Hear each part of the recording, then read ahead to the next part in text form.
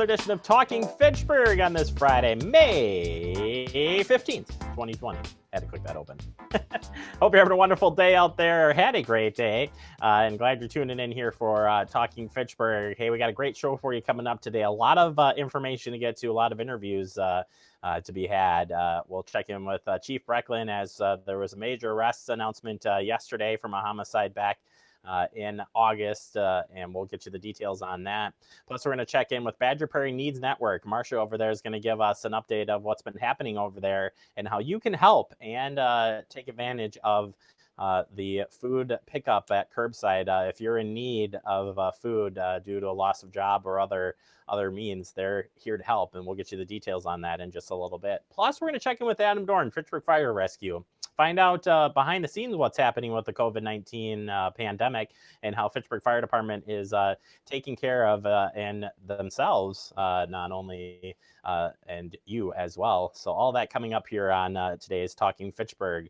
So let's get to it. We start with the homicide, an update here from the Fitchburg Police Department. I'm here today to share a significant development in an ongoing homicide investigation being conducted by the Fitchburg Police Department. Early this morning, the Dane County Sheriff's Office Tactical Response Team, along with personnel from the Verona and Middleton Police Departments, assisted members of the Fitchburg Police Department in the execution of a search warrant in the city of Verona. The search warrant was executed as a result of a months-long investigation into the homicide that occurred in Fitchburg on August 25, 2019. That evening, officers from the Fitchburg Police Department responded to a residence in the 2700 block of Lyman Lane after family members arrived home to find a 17-year-old Shay Watson deceased. Investigators determined Shay had died as a result of a gunshot. News of the homicide, understandably, generated a significant amount of community concern. We are fortunate in our community that violence of this magnitude occurs infrequently. The loss of a life, especially by violent means, is tragic regardless of the circumstances. Such losses are even more tragic when they involve the senseless loss of such a young life, leaving grieving parents and family behind. While acknowledging concerns related to community safety, investigators were confident from the onset this was not a random act. During the execution of this warrant, a 15-year-old male was taken into custody as the primary suspect in this case. The male was transported to the Dane County Jail and booked on tentative charges of first-degree intentional homicide and armed robbery. Due to his age, our department is not providing the identity of this male currently. I would like to thank the Dane County Sheriff's Office, the Madison, Middleton, Verona, Sun Prairie Police Departments, the Dane County Narcotics and Gang Task Force, and the Wisconsin Department of Justice Division of Criminal Investigation. The collaboration of many different law enforcement organizations was essential to allow us to reach the point we are at today in this investigation. We truly appreciate the assistance these organizations and their personnel offered our department. I want to personally acknowledge the grief that Shay's family had to experience because of his death. I cannot begin to imagine how difficult the last 8 months have been for them. Our department remained committed to this investigation from the onset. It is my hope that this arrest will allow Shay's family an opportunity to move into the next chapter of their grieving process. Finally, I want to express my appreciation for the team here at Fitchburg Police Department. This investigation has been and will continue to be challenging and complex. Our entire team displayed a high level of determination to develop the information and evidence that led to the arrest today. There you have it. Fitchburg Police Department are looking for more information. We've got that information up here on how you can submit a tip. So please, please, please, if you have any information on this homicide, please report that. All right, we need to take a quick break. Coming up next, we open up our digest. We're talking with Badger Prairie Needs Network. That's next right here on Talking Fitchburg. Había un niño que era muy sensible a luces y sonidos. Construía escondites donde no podían entrar. No le gustaba mirar a la gente a los ojos. Lo hacía sentir incómodo. Un día se descubrió que tenía autismo. Con ayuda, poco a poco, aprendió a vivir mejor con ello. Mientras más pronto se diagnostique, mejor. Conoce las señales en autismspeaks.org. Welcome back into Talking Fitchburg. Joining me today is Marcia from Badger Prairie Needs Network. It's been a long time since I've got to sit down and talk with Marcia, but we've got her today via remote. Marcia, how you doing out there? Doing really well. Glad to hear it. And first and foremost, I'm just going to start by saying thank you to you and to everybody who is helping keep BPNN going right now. I've been watching online, and you guys are amazing. And you were already amazing before all this started, by the way. But I am so happy and thrilled for what you guys have done and continue to do every day. Thanks. Marcia, tell us, give us a little synopsis of kind of looking back at the last month and a half. What's been going on as far as how you guys have had to adapt? We've had to change the entire way we do business. On, I think it was March 13th, we decided it was not safe to run our community meal. And that was before the governor or even businesses started closing the state down. So we canceled the community meal through March and April. And then about the 15th of March, all of the safer at home orders started coming out. And that's when we decided we had to change from shopping the store to curbside service.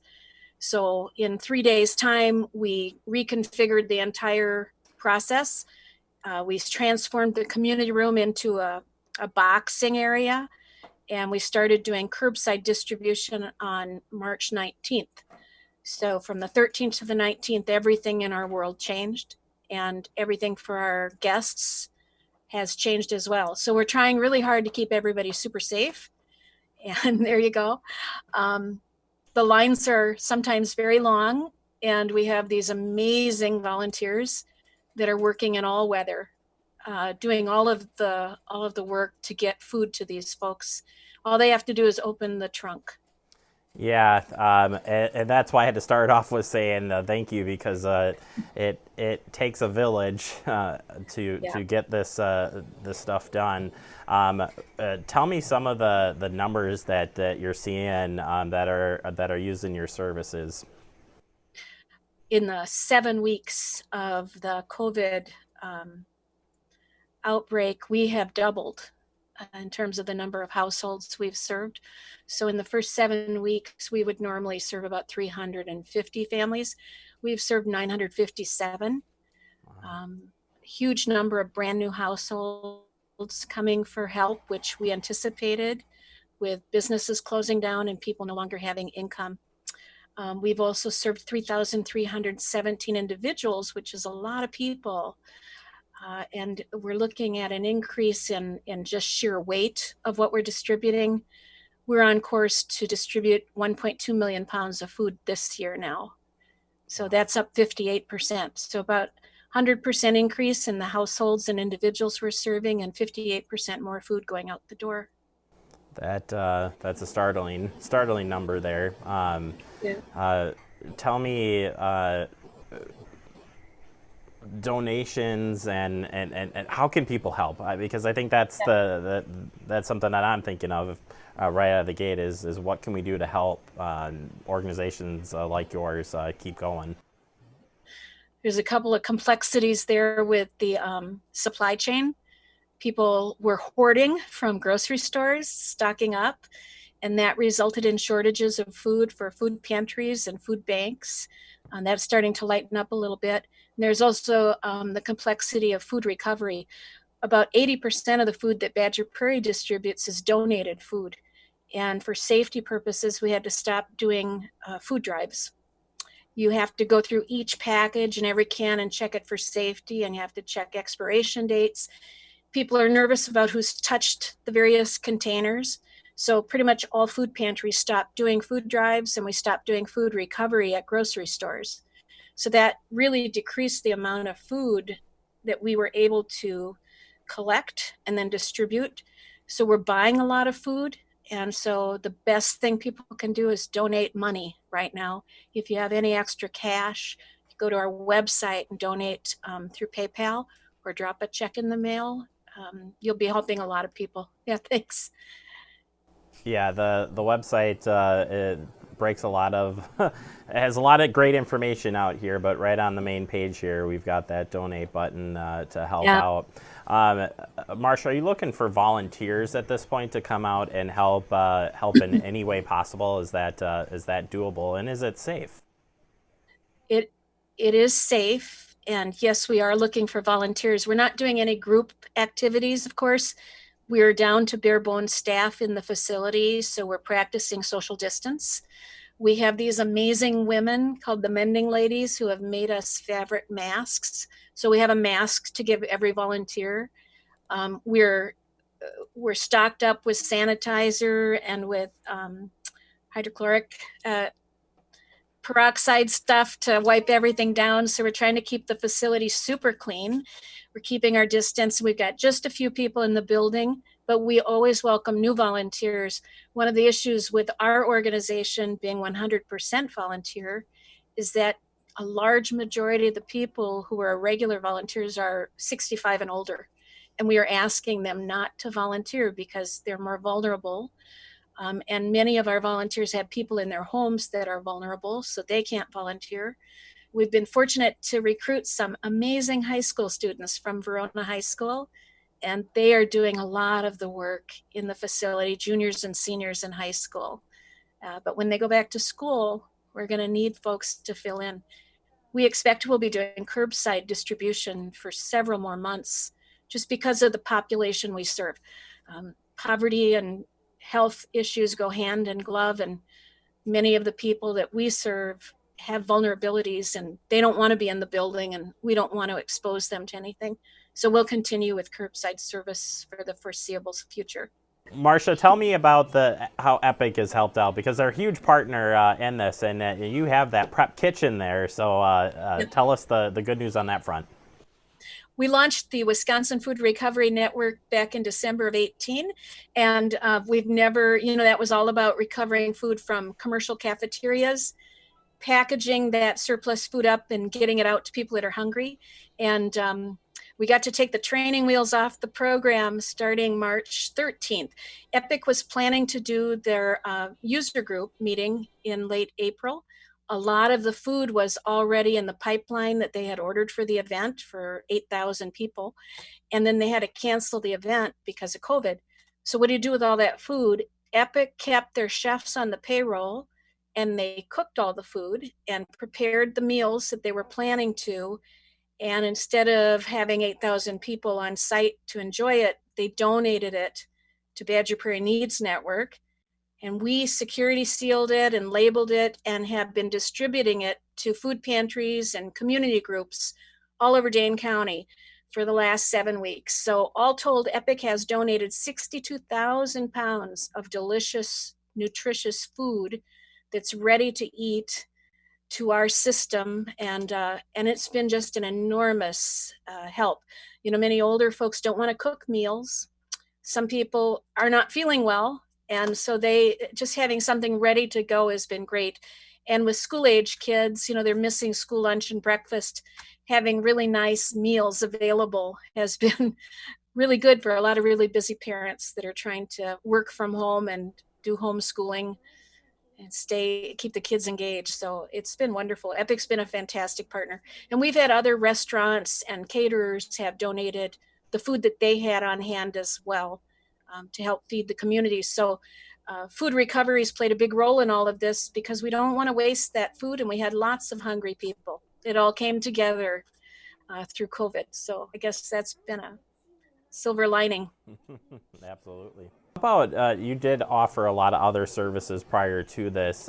Is there any other services being offered at this time through your organization? We are changing. There's a couple of big things that have happened that have expanded food access for folks. We're not doing the community meal, but we are still closely aligned with Joining Forces for Families. So if people have transportation problems or health concerns and they don't want to leave the house, they can contact JFF and they'll arrange for a home delivery of food. We have a team of people who have volunteered to drop off food to folks. We are, we're not doing mending days. What else aren't we doing? We are going to go ahead with Flags for Food, our biggest fundraiser of the year, where we put out American flags. We've figured out a way to do that safely, so we are going to be doing Flags for Food on Memorial Day. That's a great one there. If you haven't, yeah. Do you have any more room for people to donate into that one? We do. Subscriptions are going to be limited at 400 flags.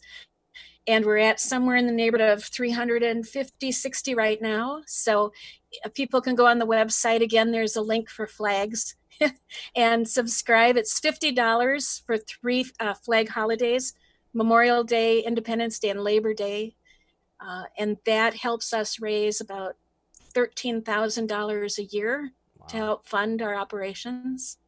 So we figured out a protocol for us to do it really safely so that any volunteers doing the flag installation will be safe. Right now, the teams are full up from Memorial Day, but if people wanted to help put out flags, we'll be looking for volunteer teams for July 4th and for Labor Day. Yeah, and you can subscribe for a flag. Yeah, it's a very, very awesome program. Great fundraiser for the organization. Last but not least, Marcia, is there any words here that you want to leave us today and going forward as you guys continue to provide, again, what is a wonderful service to the communities around? Well, we have expanded our service area to serve all of Fitchburg now.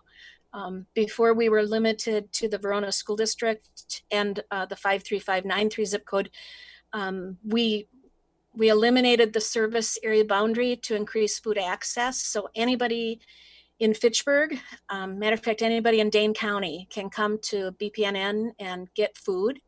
And we've increased the number of times people can shop the pantry, so they can come twice a month. So if you are unemployed, you're not bringing in money, you probably have other expenses you have to meet, you can come out to BPNN, check our hours on our website, bring identification with you and something with your address, and we will make sure that you receive food for your family. So absolutely nobody in our area should go hungry. That's the last thing any of us want to happen. Yeah, again, what a wonderful service, Marcia. And again, you guys have made it super easy. And I was saying before we came on this interview that boy, was I happy to know that you were there ahead of time with everything you have done. And I think of just the new expansion that had happened going into this. A lot of things fell the right way before this happened. But yeah, a call for volunteers, and I love to hear that you'll keep everybody fed, and we'll keep moving forward. Yep. All right, Marcia, thank you so very much for your time. You're please welcome. let us know what we can do to get the word out for you, okay? Thanks, Jeremy. You bet. All right, I'll Bye. take a quick break. If you want to donate, head out to their website right now or volunteer. They need the help. We'll take a quick break. You are watching Talking Fitchburg. Touchdown! Oh, did you see that? Whoa, we scored? Yeah, we scored going to the playoffs. I can't believe I missed that. Every time I'm buzzed, I spend too much time on my phone. What? I should take your phone away. No. I'll call for a ride. Hey, why does my face look like that? I'm playing with these new face filters. Okay, you know what? Yep, that's mine. Kevin, I need that back. No. Kevin! Welcome back into Talking Fitchburg. Joining me today, it's been a while, but we got him back. Adam Dorn, Fitchburg Fire Rescue. Dorn, how you doing, sir? Great, how are you, Jeremy? Oh, always good. I still want to call you Andrew. Dorn. This is why I just need to call you Dorn specifically. No, I'm doing just fine. Just dandy today. Adam, glad you're doing well. Today we're going to focus on kind of an update from your perspective for the fire department. on some of the changes that have taken place. We've tried to share as much as we can during Talking Fitchburg, but I want to check in with you on a couple different areas. And first and foremost, let's talk about the fire department and the safety measures you guys have in place now, and have had for now way over a month, maybe a month and a half. I mean, really, protecting yourselves has always been there, but this new world we're in. Tell us where we're at. Yeah, so it's definitely changed some of the things that we do here at the firehouse. I think Chief has been on a couple times and talked a little bit about the cleaning that we're doing at the firehouse here. Every day we're doing additional measures to make sure that we're keeping our building clean and our people safe. But one of the things that came along with this is that we actually, unfortunately, had to close our firehouses to any kind of visits. So we can't do firehouse tours anymore, at least for the time being. As soon as things open back up, we'll take the correct steps to make sure we continue to stay safe. But we're hoping that we're able to open the firehouses back up for tours and that we can go out to other places and do visits again. But right now, that's some of the things that we've had to kind of put on the back burner for now. It's kind of hard to not be able to go out and do that when that's one of the things that we're told we need to do and we want to go do. So it's kind of hard staying in the house for so long every day. But it's one of those necessary things we have to do to make sure we stay safe. Nobody knows what that's like right now. Come on, Doran. Yeah. So with that, right, that people may think, oh, you have so much time. What are you all doing? Well, we're doing a lot of cleaning, making sure we're staying safe. But some of the other things that we're doing now, because we are not able to actually go out and do the pub ed events, and we're actually not able to do fire inspections either, we've suspended that to make sure everybody stays safe on staff as well, is that we've actually taken that time and moved it to focus on other things that we would normally try to fit in between our inspections and our public education events, such as hose testing. I think nearly every shift already is done testing every piece of hose that we have in the department. That's something that we have to do annually. The other day when we did it, we did almost 2,000 feet of hose in just a couple of hours. And that's where we have to pressurize the hose up to 300 or 400 PSI, depending on what kind of a test we're doing. And we leave it there for 5 minutes. And then after the end of that, we bleed it out, take all the water out of the hose, roll it up, and put it back on the rack. And we have to record all that. So those types of things we've been doing. We've been working on a lot of training with some of our newer people and the more experienced people, getting them to the next step on stuff. Normally those things we try to fit in, like I said, in between the firehouse tours and going out and doing inspections and stuff. So it's really kind of been nice to be able to get some of those things done out of the way so that when we're able to go back out and do inspections and whatnot, we're just able to focus on that and be done. Yeah, that is a great picture, by the way. Yeah, I mean that this shows just one of those opportunities that some of the things that you maybe don't get to do, on a regular basis. Although you guys, I can contest that. I know you guys are big cleaners and keeping things clean and ready to go for any use, for any fire or whatnot. But yeah, those extra curricular activities, you've definitely had more time to take on. On the pub ed side of things, we've tried a couple different things with you as well. Tell us some of those pub ed events you've been doing online. Yeah, so one of the things that we've have received some requests for are some drive-by birthday parties. We actually did, I think, 3 or 4 of them so far. We get those requests, and when we get those, we try to invite everybody that we possibly can, such as police and EMS. And if it's during the workday, if we can get Public Works to help, if they're able to bring a vehicle by as well, we invite them as well. Those are some of the things. We've talked about trying to get do some story time, is what we're calling it for now, trying to get some books read, get a bunch of books read so that you have enough of our us reading books that we can share for the public later. One of the other things that we've been talking about that we actually just talked about a few minutes ago before we started to do this was a new segment that we're kind of working on.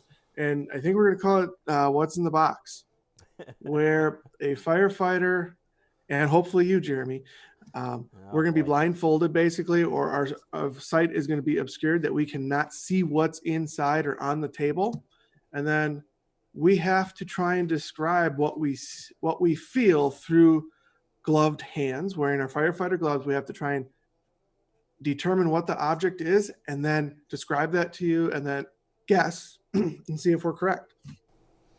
Yeah, it's going to be I don't know about the blindfolding part. I have questions about that part, but no, it's going to be a really good segment to kind of explore the different equipment that the staff at the fire department uses, whether on a regular basis or not. So the sky's the limit. You also have educational opportunities online as well. I do want to share those real quick, Dor, and take us through some of those.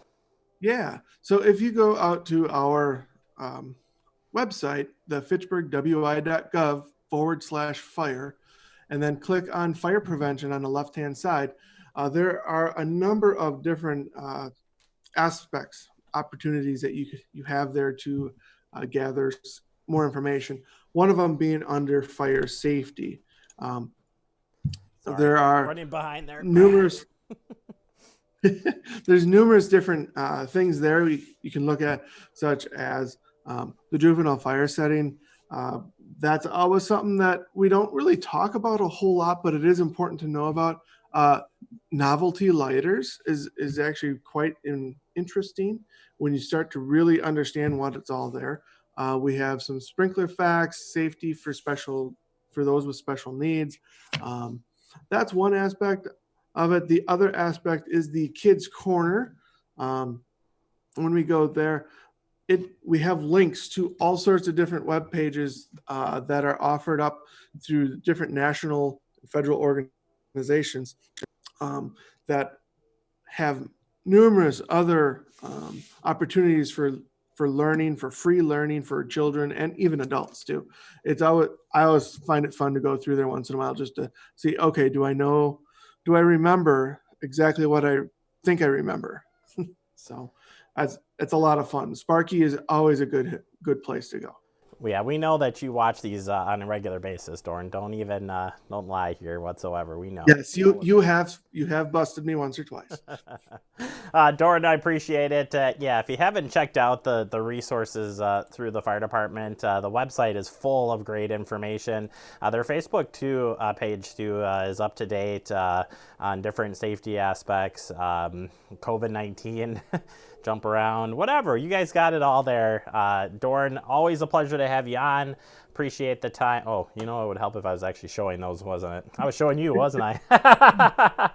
They're here. The resources are here.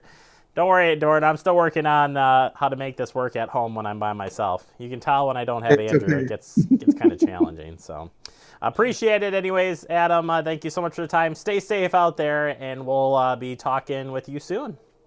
All right. Thanks, Jeremy.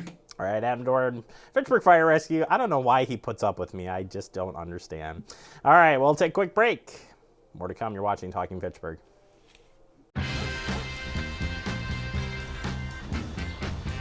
When we adopt a shelter pet, we discover they're a unique mix of all kinds of things. Come on, Jules, spot me on this last one. There it is.